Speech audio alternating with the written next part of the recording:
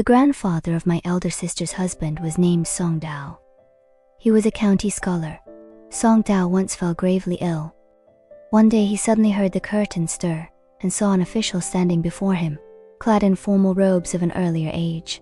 Outside, tethered before the gate, stood a horse with a white blaze upon its forehead. The official presented a sealed document and said, "You are summoned to attend an examination." Song Dao, startled, replied, "The civil examiner has not yet arrived. Why then is an examination convened so hastily?" The official did not answer him, but just urged him to go. Though weakened by his illness, Song Dao rode out after him on his horse. The route was very unfamiliar. Finally they reached a city which looked like a king's capital. After a while they entered a palatial building. Seated there were over 10 officials, all unknown to him except for Guandi, patron god of war. Underneath the eaves of the house, 2 tables had been set up with a seat at each, and a shukai had already been seated at the one on the right, so Song sat by him at the other. On each table was a pen and a writing tablet. Suddenly the topic, on a piece of paper, fluttered down from above.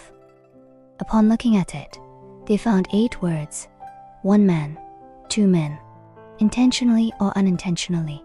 When the 2 men finished their compositions, they submitted them to the examiner. Song's essay included the words, "He who does good deeds intentionally should not be rewarded for it. He who does evil, but without malicious intent, should not be punished." The deities passed it around and gasped with praise for it. They called Song forward and told him, "Hunan is in need of a town god, and you would suit the position." The significance of this dawned just then on Song, and bowing his head, sobbing, he said, "It's a great honor to me, so I shouldn't have any excuses, should I? Yet my old mother is in her 70s, and since there's no one else to wait upon her, please let me stay with her until she finishes her natural span of years. Then I will obey your bidding." One of the deities, resembling an emperor, at once commanded that the mother's longevity record be examined.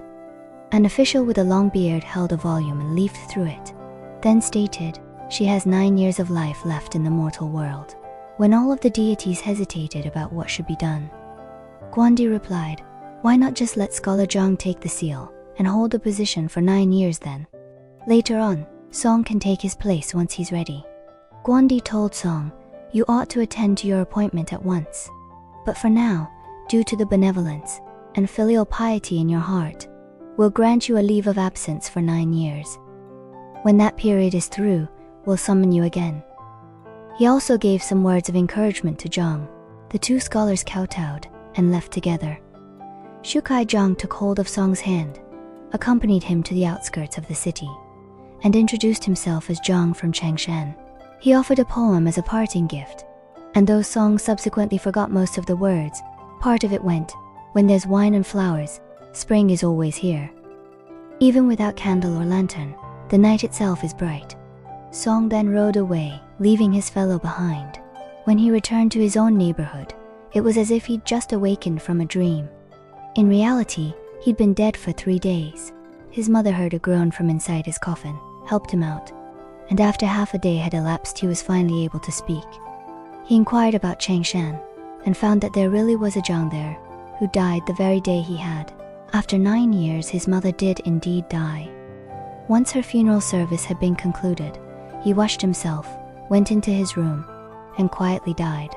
The family of his father-in-law, who lived in the city by the western gate, suddenly saw Song among a multitude of carriages and horses with engraved belts and red trappings enter their main hall, make an obeisance, and then leave.